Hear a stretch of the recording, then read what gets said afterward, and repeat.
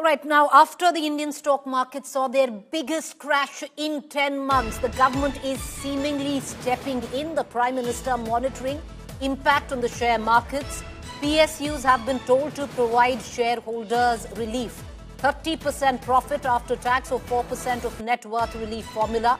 Government working on trying to cushion the economy. Viewers, it's been a day where 19 lakh crore in investor wealth was wiped out in just a single day. All of this following the reciprocal tariff tension. The latest that is coming in, of course, it's source-based information. We're going to try and verify that, but sources are telling us that the government have told PSUs to provide shareholder relief. Indications suggest a 30% profit after tax or a 4% of net worth relief formula is being discussed. The government is looking and working on cushioning the economy. That is what our sources seem to suggest, much needed at this point of time. I want to connect immediately to my colleague Aishwarya, who's joining us for the latest. Aishwarya, what more can you add? Well, Preeti, let me tell you, one of the clear indications coming in from the government is that the government is very closely looking at it. And let me tell you, it's not just India, Preeti, but across the globe we are seeing, countries are reeling from this impact. Everyone is very closely looking at what the US will do next with regards to the wipeout, as you rightly mentioned. There is a sense of panic.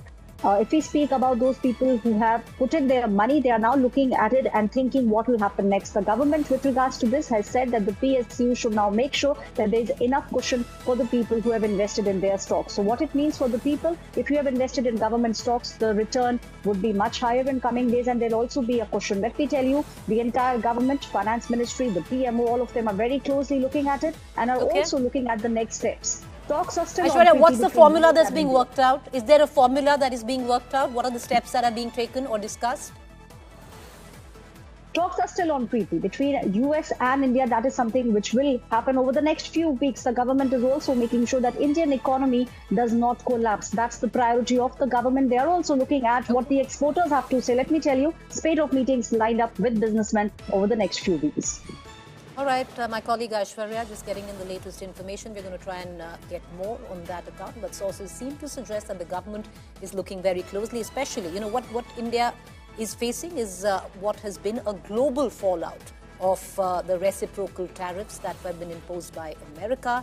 And the Indian government saying that they will be stepping in to try and cushion the Indian economy. In what way? Well, we still need clarity on that. We're going to try and get it. With that, well, Monday mayhem in the stock markets. The Sensex tanked nearly 3%. The Nifty plunged 3.24% on a day. The markets tumbled across Asia. Global concerns over a trade war, Trump's tariffs, and China's retaliation are fueling fears of inflation and a potential recession. Here's more.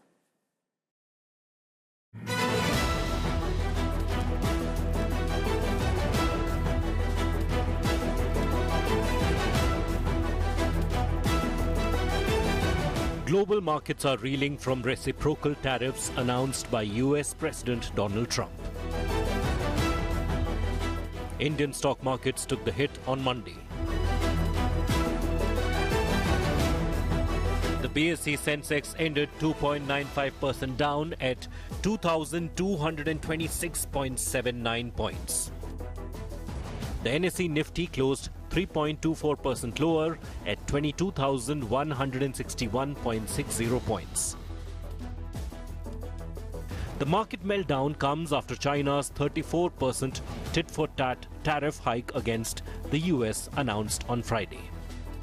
Beijing's stance that it will not fold under pressure has sparked concerns of an all-out global trade war. The trade war is also expected to drive up inflation, shrink corporate profits, and hit consumer sentiments. There could be a delay in rate cuts and, in the worst-case scenario, lead to a global recession. Every major stock market around the world was deep in the red on Monday, especially after Trump's comment on bitter medicine. I don't want anything to go down, but sometimes you have to take medicine to fix something. Political leaders in India are divided over the impact of Trump's tariff. If we see the competitors of India in the global markets, including US, are being taxed at a higher rate, at higher tariffs than India. For instance, we see the Vietnam, we see China, and therefore the markets being vacated by China would be obviously be taken over by Indians. There may be some impact initially, but going to get benefited out of it. I personally think that right now we need 2 or 3 interventions. India must see what is happening at the BRICS. Government of India or the Commerce Ministry is taking a conservative line. Most leaders globally are reacting to this. It's a very, very tight walk that government needs to take, but government must engage more and more with BRICS and WTO. Meanwhile, US oil prices dropped to $60 a barrel, the lowest since 2021.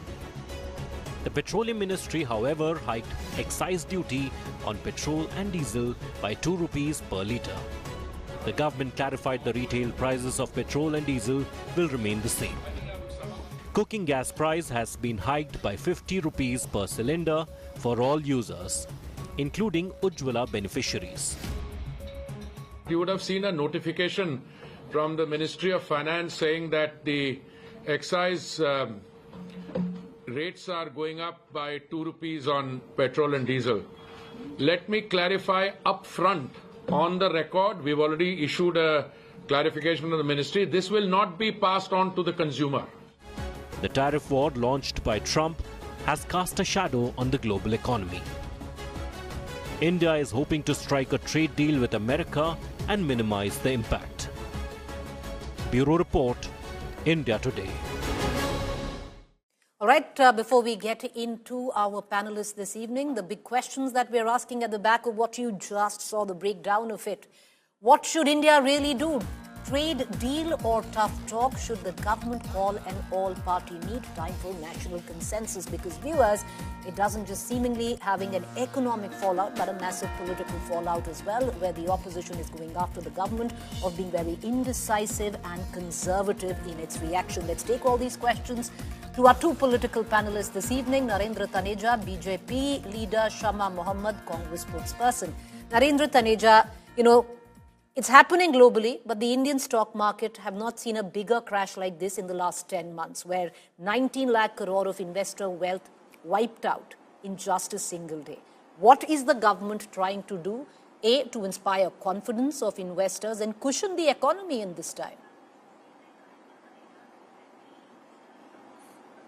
Well, when it comes to the stock market, our stock markets, like of other countries, other democracies, globally integrated. So what happens on the planet in east, west, north, south has an impact on the market. So that's what exactly you're seeing, in Mumbai, or what you see today. But when you look at the overall economy of India, our economy, fundamentals are very strong. Growth is very strong. We are roughly $4.3 trillion economy. Today, on nominal basis, on purchasing power parity, we are roughly $13 trillion economy. So I think we don't need to unnecessarily worry about it. And the government, as far as the government is concerned, we have good relations with the U.S. As late as only last week, the American delegation was here. We are in discussion with them. A wide-ranging kind of protocol with the Trump administration. Hopefully, we'll be signing the deal by September, maybe October. So that's what's going on. But at the same time, we are not coming out, the government is not coming out, not talking in TV studio or not hitting the street as some opposition leaders want. It does mean that your government is not talking with the United States. And sometime in diplomacy, this is all diplomacy. In diplomacy, whether it's trade or economic relations or it's energy or even culture, you see, sometimes you actually choose to stay just quiet. Because by doing that, you are also conveying a powerful message. But, Mr. Taneja, you say that, we don't... I'm sorry I'm coming in, I really do that, but so you're saying that we don't really need to worry about it, but try explaining that to the small and a mid-term investor who's completely spooked. And these were the small and mid-term and, mid-level investors that were driving the markets where India was concerned. And today they stand completely spooked. No, I fully understand. You see, we have millions of investors, mutual fund investors, salaried people, some even retired people. They have invested. And as I said, that, we don't need to, at this stage, majority of our companies, basically, if you look at the major companies on play in the stock market, their fundamentals are very strong. Majority of them. And if you have invested in all these companies, whether directly or through mutual funds and all that, why do you need to worry? Yes, there is what's going on in the world. The market is reacting in Mumbai, but you have to also see the quality of management of these companies. You have to see overall strength of these companies. You have to see their capex plan. You have to see what plans they have for next 5 years, 10 years, 15 years, and at the same time, quality of board and quality of chief exec. That's how we look at these things. Not only these things, something happens in New York or in Washington, D.C., market suddenly reacts, and the same market can also correct itself within practically no time. So I think that's what I'm saying. We don't need to be unnecessarily worried about it. This is how markets react the world over. When things, when the weather is good, they go up. When the weather is not so good, they go down. But at the same time, the fundamentals of our companies, whether public sector companies or private sector companies, their fundamentals are very strong. These are absolutely good companies. So stay invested. But at the same time, you see, it's not the government job to run the stock market. You will appreciate that. It's the government job to make I want to sure bring in, the fair economy point. is in On good that shape, note, allow me to fundamentals bring in good shape, Shama Mohammed and from the overall Congress messaging is spokesperson. strong. Okay, fair point. Shama Mohammed, the fact is market volatility or what we've seen is a global meltdown. These are global factors. Then to pinpoint the government in saying you're responsible for it is a little bizarre. Preeti, I want to ask Mr. Taneja, he was going on saying everything is fine, everything is okay. Why are we having the highest household debts? If you see today, we have the highest household debts in India. We have very high credit card defaulters. They are not able to pay EMIs. Why is that? Unemployment at the highest. So everything is rosy, pinky, greeny, but all these things are happening. Can you believe how this government speaks to you? When reciprocal tariffs were put on other countries, China, South Korea, Japan, Mexico, Canada, all replied very strongly and said, we are not going to let go of America like this. All right. And they found out other methods to cushion. But have we heard anything from our Prime Minister? Has he addressed the nation? Has he addressed the investors? Has he addressed the companies? My issue is that exports, which is going to... See, we had a trade surplus with America. Let's understand that. Exports are going to be expensive. Manufacturing and the export industry is going to take a hit. We're going to have job losses. Any incentives for that? There is no plan. This is the only country.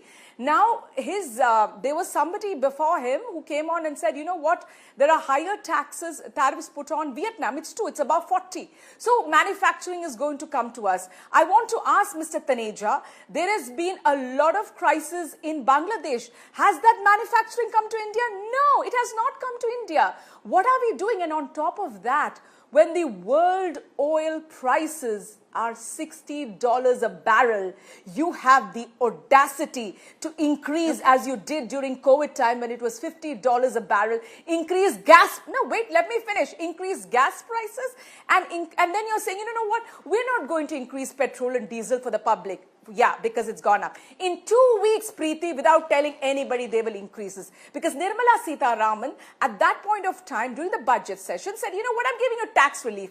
And what they do now? Increases. Let's understand one thing very clearly.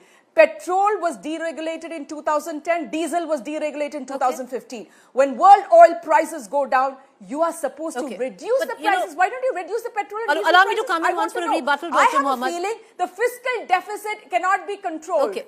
But Dr. Mohammed, word just came in right before we began the show. Why have they not reduced the petrol and diesel prices? Ma'am, we broke the news right now, right on top, that the government is stepping in. They're already advising PSUs to give relief to their investors. A formula is being worked on, and the government is concerted on trying to give relief to the Indian investors. Number one. Number two, these are global factors. No one government is really responsible for how the markets are reacting. It's happening across the globe. Go down? Ma'am, okay, let me ask you this question, and I'll bring in Mr. Taneja. Dr. Mohammed, hear the question out, ma'am. The fact is, political rhetoric aside, the question that I ask you is, if the Congress was in power, what would you do differently, which the government is not doing today? You saw what we did in 2008, how we cushioned a world economic crisis. I was at that point living in Dubai. Dubai's stock market crashed. America's stock market crashed. Except in India, we were not so bad. We know how to go about doing things. We would at least tell the people what is happening. We would have an all-party meet to, tell the political parties, this is what is happening. These are the steps we are going to take. Why is there secrecy everywhere, Preeti? And my question today to you is, if the price of the oil has gone down, why don't they reduce the petrol and diesel prices? Because deregulation has happened. That's not a question to me. I'll take that question to Mr. Taneja. So they are saying, you have a point? Let me finish. One last point. Preeti, one last point. And then Mr. Hardeep Singh Puri says that, they have certain debt which they are passing on to the people of this country, because we have given subsidies. So to cover up the subsidies, we are increasing the prices. Now, we had subsidized. We didn't pass it on to the people of India. But Shama Mohammed, now, you get the example of 2002. Narendra Taneja can come out and say, this is just a global trend right now. They will stabilize and ultimately look at how the Indian economy is functioning far better than most other economies right now. He'd turn around and say that and give you some figures. But Narendra Taneja, there's a point that Shama Mohammed also says, because it was day which coincided. The market crash today, where 19 lakh crore of investor wealth was wiped out, also coincided with a hike in excise duty and LPG prices. Isn't that a tad bit insensitive? Look, I heard Samaji very attentively, and I hope she will extend the same courtesy to me. You see, the thing is that, she's entitled to her hypothesis. That, look, this is what's going to happen, this is what's going to happen. Lots of people have that, But the question is, that's not reality. I mean, they want basically the government to press the panic button. Why should we do that? Our economy is not China. We are not so heavily dependent on exports. And at the same time, our fundamentals are very strong. Chinese economy had been struggling the last 2 years. Everybody knows that the entire world is Please allow him his time. He did not interrupt you at all. China. Demand destruction. Samaji, make your point, sir. Let's have a civilized debate. I heard you attentively, with all due respect, so kindly listen to me. And second point is that the important thing is that what is happening globally, how China is reacting, how Australia is reacting, how EU is reacting, they are entitled to that. They have their own relations with the United States. We have our own relations with the United States. And we have our own culture of diplomacy. We have our own maturity. We have our own way of looking at things. We are a country of 1.4 billion people, and she wants us to imitate or emulate Bangladesh and some other smaller countries, with all due respect to all these countries. The point is that, we are a confident nation. If you look at our economic track record the last 10 years, we have built a strong India today that the entire world is looking up with admiration. If Samaji doesn't want to look at it, in her mind, she wants to compare India with countries like Pakistan, bad economy. It's up to her. She's entitled to do that. But most Indians won't agree with that. Now, this coming to the point that they have raised about the LPG price. Our minister has made it very clear it has nothing to do. Whatever has happened is a kind of adjustment. But at the same time, LPG price, why LPG price? Important thing first to remember is we took LPG cylinder, this red little baby, to every household in the country. When we came to power, majority of Indians didn't have access to it. There were LPG apartheid in this country practiced by Samaji's government. We abolished that. It's gone. Every household has that. That's important to remember. On the top of it, those who need support, they are still paying only 503 rupees for cylinder. So there is heavy subsidy. Not 503, sir. Ujjwala cylinder right now from 503 has gone up to 553 rupees. No longer 503. No, listen to me. I'm just coming to that. No. Listen, I'm coming to that. The point is that overall, this is the business taken because 60% of LPG that we consume across the country is imported. And when the oil world over, the price of LPG went up by 63%, we actually decreased it for those people who couldn't afford it. So that's the approach. But at the same time, if they think when they come to power, they can do this, they can do that, why did they refuse to actually, take LPG to every household? Why the poor people in the country, they were deprived of that? Why did they practice this LPG apartheid? Mr. Taneja, you're not talking about now LPG apartheid before 2010 is a conversation of a different time. You're talking about the 50 rupee rise there, especially in both Ujjwala and non-Ujjwala scheme. Yeah, I'm telling you, I'm coming to that. But still, if you look at, for instance, especially those 10 crore plus people who have got, a part of the Ujjwala scheme, they're still getting subsidy of roughly 500 rupees per cylinder. And when we give subsidy, that means other people pay for that. We have to balance the economy, but at the same time, we are saying the moment market is, the LPG prices come down globally, you see, this is not something cast in iron. Okay. My colleague from the Congress party was talking about that they actually deregulated petrol in 20 July. I gave you Samaji date, you may not remember, 10th of July 2010. Yes, you did that. You also actually decontrolled diesel. Okay. In that What I'm going to do is, I'm going to go across to... You never implemented it. We implemented it. Okay. I'm going to go back to Dr. Shama Mohammed, but before that, I'm going to break some news and possibly a question of that. I'm coming back to you, ma'am.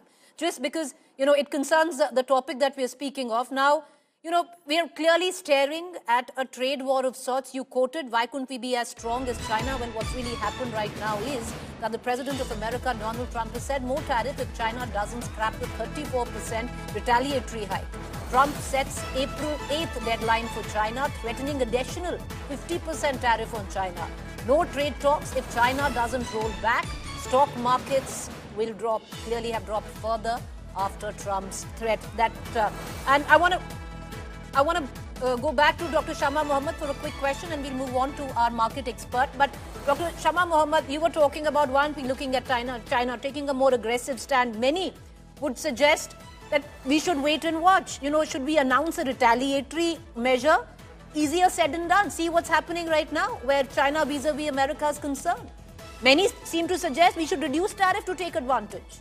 First and foremost, when he's putting words into my mouth, you should have corrected him. I never compared our country to Bangladesh or Pakistan. He keeps lying. I said that manufacturing from Bangladesh, which is a country in disarray, did not come to us. And you know who's comparing to Bangladesh and Pakistan? Today, Hardeep Singh Puri saying we are better off than Bangladesh and Pakistan. So it is the government, it is the present government and our minister, your minister in fact, comparing it, not me. And then he says, what is it? Gas apartheid. I've never heard of something like that.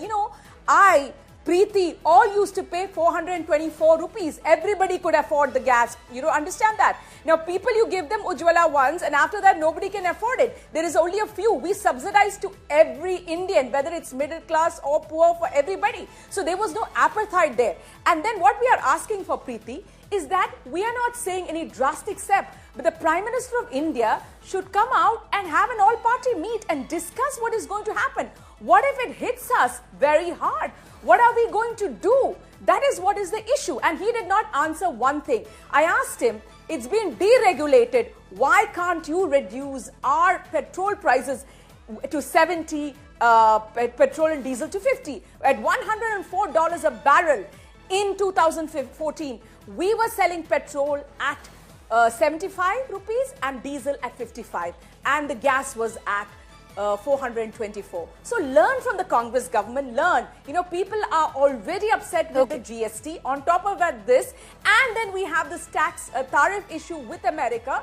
I mean, we are going to go into recession. And he's also not answered to the household debt, because he does not have answers for all these things, So we want I'm running out of time. To have an all-party meet, brief every party on what's going to happen. Okay, I know, Mr. Taneja, you want to come in, but I've tried to give you both equal time. We've totally run out of time for the political debate. Some would say, thank God. We want to just focus on the economic side of it right now. I thank you for both of you for joining us. And from the politics of it all, let's take it to the economy of it. Chetan Bhutani joins us. Chetan Bhutani, how are you looking at things vis-a-vis India with what we've seen today? Worst crash in 10 months' time. The amount of, 19 lakh crore investor wealth wiped out. Do you see this as an overreaction, or some suggest a justified correction? Well, Preeti, it was totally a bloodbath on Dalal Street and, of course, across global markets.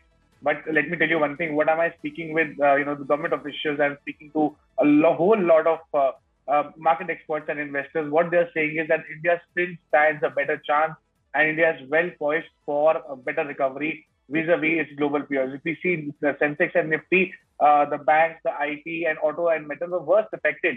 But yes, all the traders, investors are still confident about the India story. In fact, a lot of market experts are in fact saying that one should always keep its India portfolio alive and should keep investing in good markets and keep the SIPs alive, and they should be completely invested in Indian markets. In fact, we saw that global markets, we saw that Dow Jones has crashed about 1,000 odd points, and people are now moving towards the safer option or safer haven, which is like the commodities. You know, we have gold prices coming up, we have the crude prices coming about $60 odd, and the government subsequently to increase its Chetan Kothari, have we seen the worst of it is the question. No, we have not. We have not seen the worst of it very clearly. We have seen worse much before that. At many instances, we saw it in 2008, we saw it in COVID times. But yes, the level of impact that we are seeing right now is actually almost at the level of COVID. But yes, we are still better poised. A lot of market experts are giving out a positive sentiment towards the Indian markets. In fact, Preeti, let me tell you that from 7th to 9th, we have the Monetary Policy Committee meeting with the RBI will meet. And I'm telling you, there are a lot of hopes that the RBI will cut rates. When the RBI cuts rates, we have cheaper loans available to the Indian audiences and the consumers. So we have a good positive story and a positive impact coming up, but that's up to the government for a better, interpretation and management of the crisis. Chetan Kothari, one quick question before we let you go. How would you look at the short-term, mid-term, and the long-term impact? It's been very clear. You know, once we saw that what Piyush Goyal, recently, in fact, about an hour ago, mentioned about China. He categorically said that the world is convinced that the China will bring in transparency, and China's growth is fueled by unfair practices. So definitely, you know, we see Vietnam's taxation at 46% odd. We see the trade war between China and America going further with retaliatory tariffs, and of course the subsequent tariffs going further. So India is the bright spot as to what global experts are pointing out. Market experts are also pointing out that India is the next best option, the next best bet for consumers, for investors, for traders. So clearly, I do see as a business correspondent for Business Today, I do clearly see India's story should be resilient. It is well poised for growth, and of course, the markets would be, of course, bringing in more transparency as we see. Chetan, you know, in all of this, what was driving the market story earlier were the short term and, were the small investors. And today they stand completely spooked. It's up to the consumers. See, the markets goes by a complete sentiment rule. And if the global markets are crashing, the Asian or the Indian markets will subsequently see the impact. Okay. But yes, all right. Indian investors, Okay, all right. Appreciate you joining us, Chetan. Let me take that question. We finally have Vivek Bajaj, co-founder, Stock Edge right now. Mr. Bajaj, the same thing that I was asking, Chetan, what would be your advice right now? What are we really looking at where India is concerned? Especially a lot of investors completely spooked of the bloodbath we saw. We talk about the Black Friday. Today, what we've seen is a Black Monday. Let me start by sharing a data point with you. If you consider last 5 years return, which a typical large cap fund has given in a mutual fund category, it's around 24%. If you look at last 5 years mid cap fund return, it is 31% CAGR. If you look at small cap fund, it's 35% CAGR. So that means if you call an investor a true investor, the investor will stay in the market for long term. That is a clarity. And 5 years is a reasonable period for us to make a judgment that whether long-term return holds in India or not. So I would say that yes, short-term volatility is part of this game. Stock market is meant to be like that. It is much more reactive to any action which is socio-political in nature or anything which leads to money. There is a short-term reactions. So if you believe in India's story, long-term story, if you believe in the structural changes which has happened in our country, if you believe in 2047 story, then I think staying invested and not stopping your SIP, let it continue the way it is happening and not look at the market on a real-time basis makes sense for a typical investor. But my problem here is that people say that they're investor, but they become traders, and people who are traders, and when they start losing money, they become investor. So basically, the people who participate in market, they don't know why they are participating. They are just participating because someone has probably asked them to participate. Right. But, Mr. Bajaj, what we were speaking of earlier, because the growth story of the Indian markets was also fueled by, the small mid-level investors. And today, a lot of them are completely spooked with what we've seen. Yeah, absolutely. There is a typical habit of small, unknown investors or people who are relying on other people that they typically come when the market is at a high point, because that's where the most of the money will chase the market. And when market is falling, people are generally scared and they want to exit the market Okay. or they want to stop the SIP. That's a classic behavior of a retail investor. But you have to understand that a person who knows how to make money from market is actually a contrarian, someone who understands the story quite well, and that person will never do the mistake which a typical person will do. It's all about psychology. It's about behaving in a certain way when you are not supposed to behave. So really, my point is, all investors, first thing first, they need to know themselves, need to know why they are in the market. Are they truly a long-term investor or they are traders? See, if they are traders, I think market gave enough opportunities to all of us to exit. This market has been very, very kind to traders. I mean, if you see the fall of the market has fallen by almost 15, 16%. If you see the fall has been quite calibrated. This fall which has happened, it's because of the massive action taken by US. But dollar index or other indicators were already giving us a hint that there is something wrong with the market. Okay. So a sensible trader is already very light position in the market. Okay. Yes, the But Mr. Bajaj, investors before are invested. I just let you go, would you reckon with what we've seen today, is there an overreaction, or do you think what some say this is justified correction? So this is justified correction. Look what is happening. There is a way US has been functioning for last 50 years. If you go back 50, 60 years, they intentionally led the GDP growth driven by consumption story. If you look at the GDP formula, GDP is equal to C plus G plus I plus X minus M. That's a typical formula. US intentionally make sure that we will drive the GDP growth with consumption. That's why US consumers, they are the ultimate consumers. But this has led to massive debt. Same US consumer who was consuming was leading to a deficit, which was the money which was going to countries like China, which were in surplus, and they were investing in US Treasury, which was basically a circular trading which was happening, which led to $36 trillion of US debt. Now someone had to build the cat, and because he is a businessman, he understands the relevance of low leverage balance sheet, and he's supported by Elon Musk. So they understand the relevance of that surgical strike which was needed, and obviously, that when there is a strike, there is a casualty. Well, the casualty is also their own country right now with what they're witnessing. But I appreciate Absolutely. you joining us, Vivek Bajaj. Well, what we're really looking at right now, and something that the news that we broke, is a possible trade war, because China, hit back with a higher tariff, retaliatory tariff, and now you have the president of America come back and say we're going to raise it even further. Trade war looming. Some say even recession. We're going to keep a close eye, get our viewers the latest, but let's quickly dip into the next news break that's coming in. The US Supreme Court has denied the Mumbai terror attack accused Tahawur Rana's application seeking a stay on his extradition to India. Rana had renewed his emergency application for stay pending litigation of petition for writ of habeas corpus and requested that the renewed application be directed to Chief Justice Roberts. On Monday, a notice on the Supreme Court website said application denied by the court. So what we're really looking at, viewers, is that Tahawur Rana would be extradited to India very soon. Let's cut across to my colleague Nalini to get a larger understanding of what has really gone down. Nalini, over to you.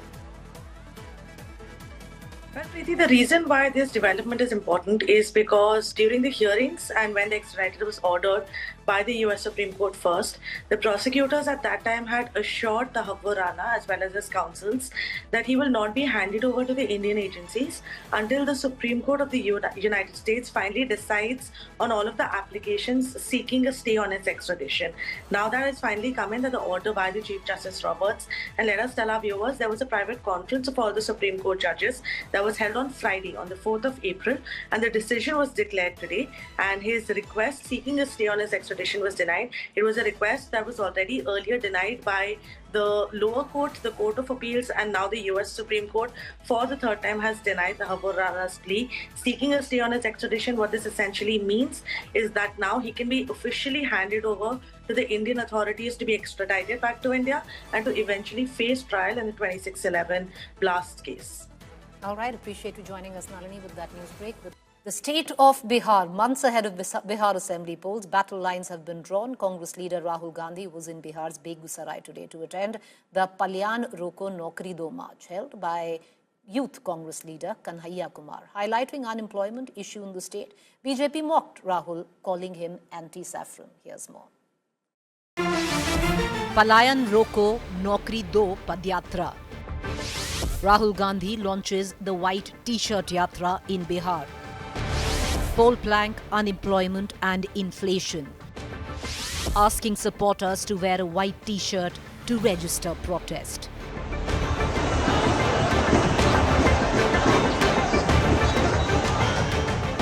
Rahul Gandhi joined the campaign that was led by Youth Congress leader Kanhaiya Kumar as an outreach to address the unemployment in the state. Rahul, in a point-blank attack, said that Ambedkar fought for the poor and Dalits, claiming Ambedkar fought for the truth, claiming that there are some politicians who avoid the truth that was spoken by Ambedkar, adding that he and the Congress party have the same blood as Ambedkar, which speaks truth for the people.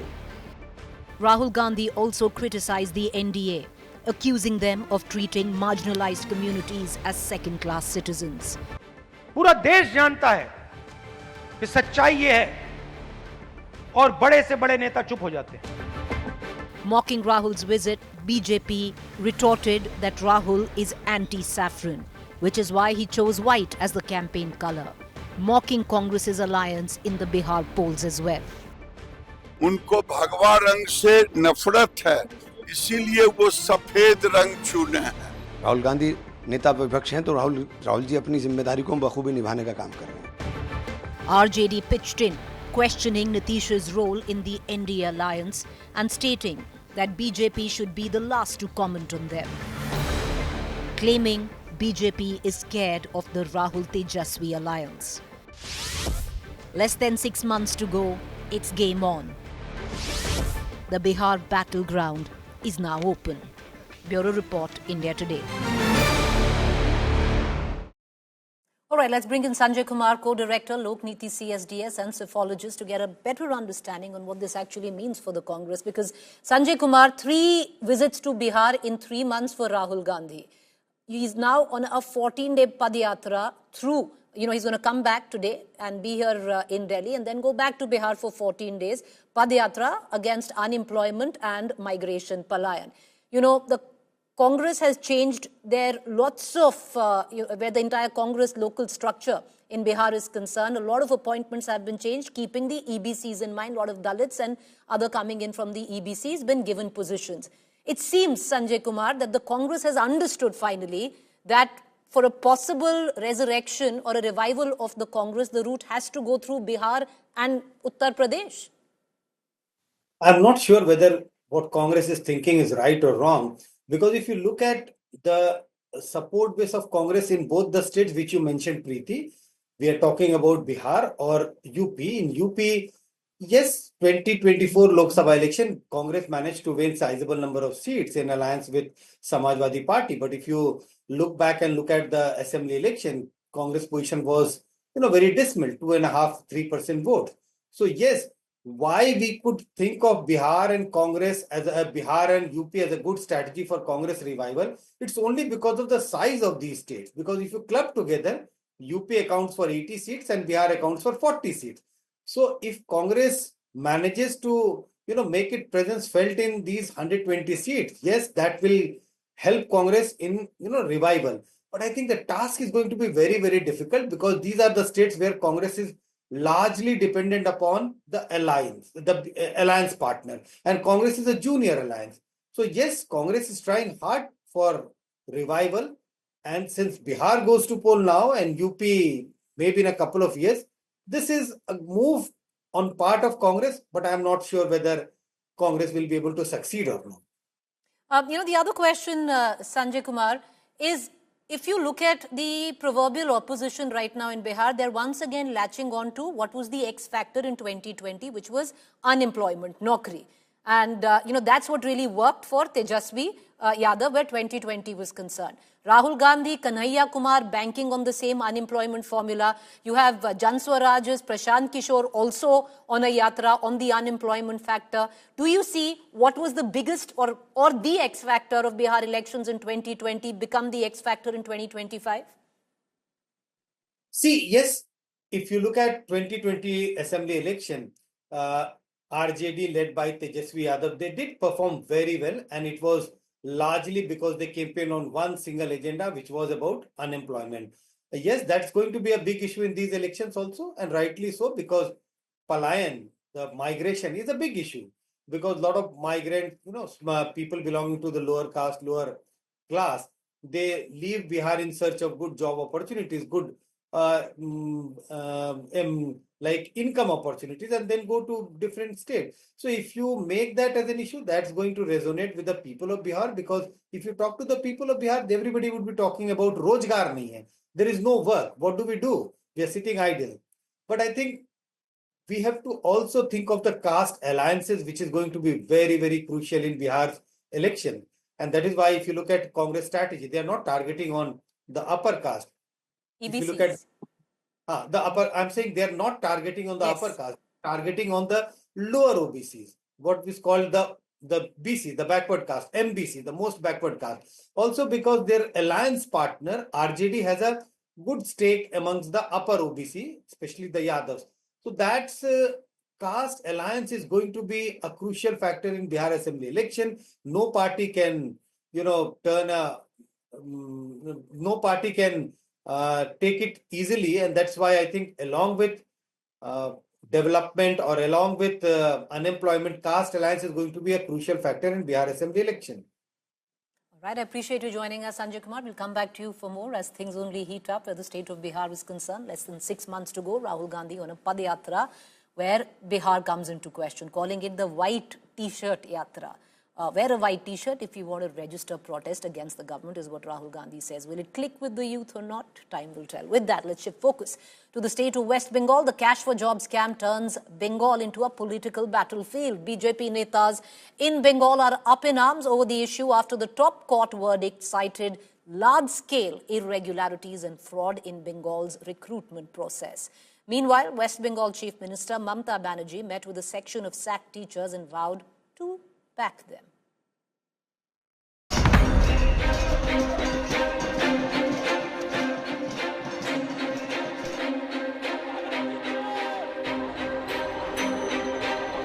Over 25,000 school teachers lose their jobs in West Bengal, days after the Supreme Court upheld Calcutta High Court's order terminating appointment of teachers made in 2016.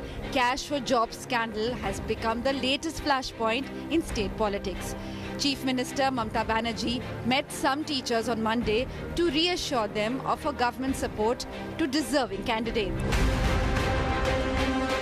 আমায় যদি কেউ challenge করে আমি কিন্তু চ্যালেঞ্জটাকে মোকাবিলা করতে জানি আমি কোর্টকে বলছি না এটা কোর্টের দোষ নয় দোষ তো সেই মুখ আর মুখোশদের যারা আপনাদের নিয়ে খেলা করেছে বাট আমি একটা কথা বলতে চাই আমি বেঁচে থাকাকালীন যোগ্য প্রার্থীদের কারো চাকরি কেড়ে নিতে দেব না it is my commitment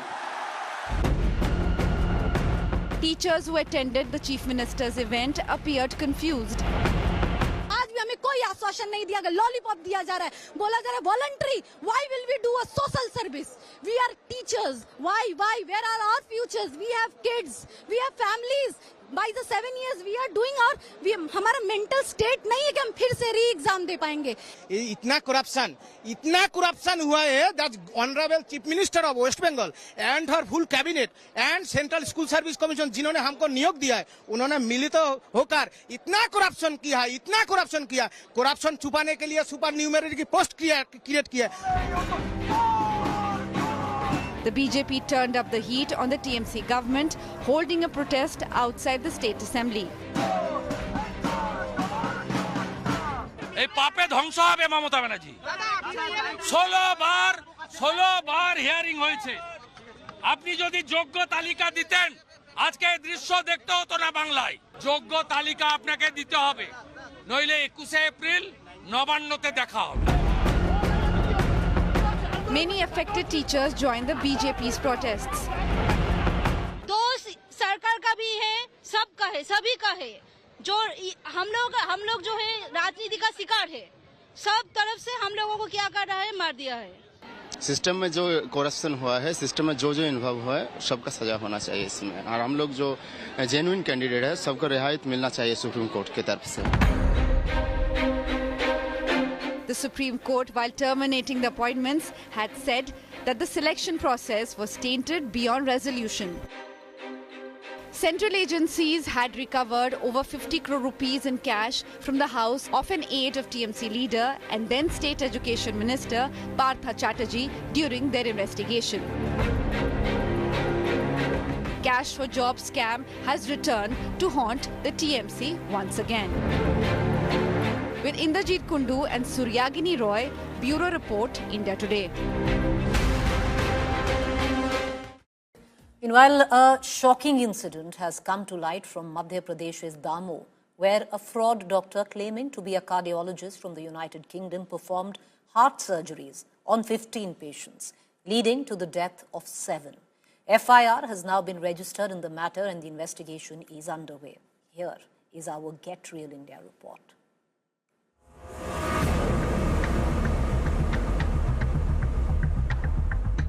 A shocking case of alleged negligence and fraud has emerged from the state of Madhya Pradesh. Narendra Vikramaditya Yadav, allegedly operating under the alias Dr. John Kem, claiming to be a UK-trained cardiologist, is under investigation after 7 of his patients died following surgeries he performed at the Mission Hospital in Damo district. This harrowing case came to light when a local resident raised concerns. NKM John, उनके नाम से एक London में doctor हैं, वो real doctor हैं, उनके नाम का दुरुपयोग करते हुए यहाँ पे ये काम कर रहा था, अपने आप को NKM John बता रहा था। The hospital's role in this tragedy is equally troubling.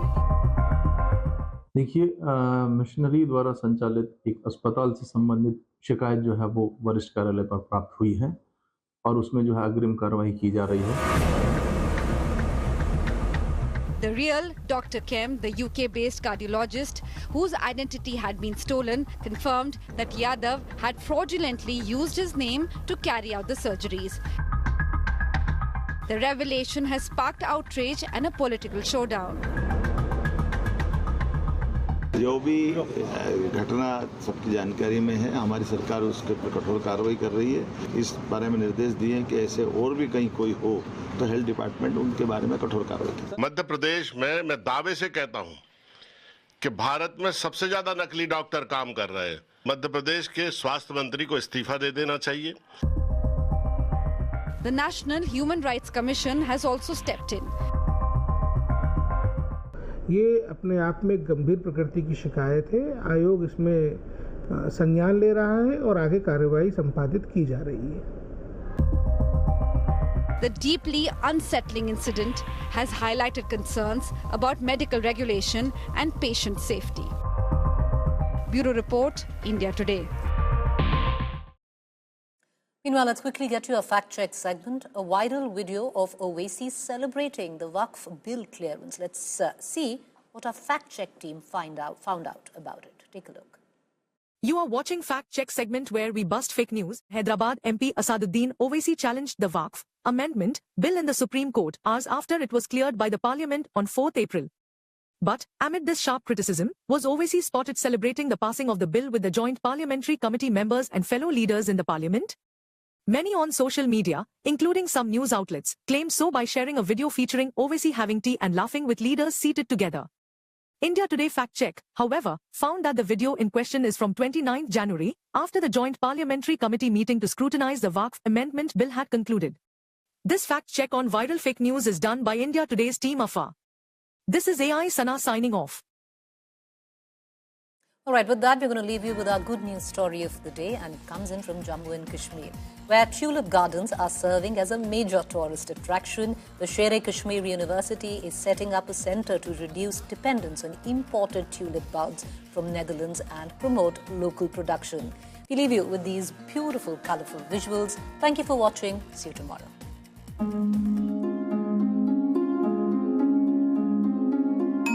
Kashmir is fast turning into a tulip land. The success of Srinagar's Indira Gandhi Memorial Tulip Garden in attracting thousands of tourists is inspiring more such initiatives.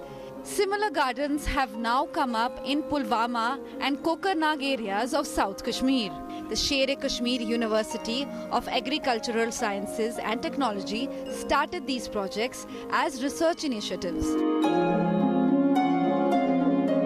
हमारा जो main मकसद यहाँ पर है वो tulip multiplication है और इंशाल्लाह इस वक्त हमने यहाँ पर ये 5 कनाल में मुख्तलिफ वैराइटीज़ लगाए हैं और ये एक एक्सपेरिमेंटल ट्रायल था। जितने भी यहाँ पर ये ट्यूलिप वैराइटीज़ है हमें यहाँ हम इसकी रिसर्च तहकीकात कर रहे हैं और इंशाल्लाह आगे हम जो बराबर जो भी एरिया यहाँ पर हमारे पास है वो हम इंशाल्लाह 2-3 साल में इसके अंडर लाएंगे। The Kokernag Tulip Research Center was thrown open to public after the huge interest shown in the initiative. सुकास्टिक की जानिब से एक बहुत अच्छा खासा इनिशिएटिव है जिन्होंने यहाँ पे फ्लोरिकल्चरल डिपार्टमेंट यहाँ पे मतलब स्टार्ट किया है। उम्मीद करते हैं कि आने वाले वक्त में यहाँ पे फिर से ये इसमें बेहतरी आएगी और एम्प्लॉयमेंट भी जनरेट हो जाएगी। है यहाँ पे बहुत अच्छा महसूस हुआ, बहुत वैरायटी के फूल यहाँ पे देखने को मिले, बहुत फ्लावर्स है यहाँ पे। हम बहुत ज़्यादा खुश हैं कि हम यहाँ पे आए। ये बहुत ज़्यादा खूबसूरत है, यहाँ पे बहुत ज़्यादा खूबसूरत, यहाँ पे बहुत ज़्यादा डिफरेंट फ्लावर्स आपको दिखेंगे। ये बहुत ही ज़्यादा खूबसूरत है। The university officials claim that the mission is to end dependency on European nations for tulips and creation of an indigenous tulip bank. With Mir Farid, Bureau Report, India Today.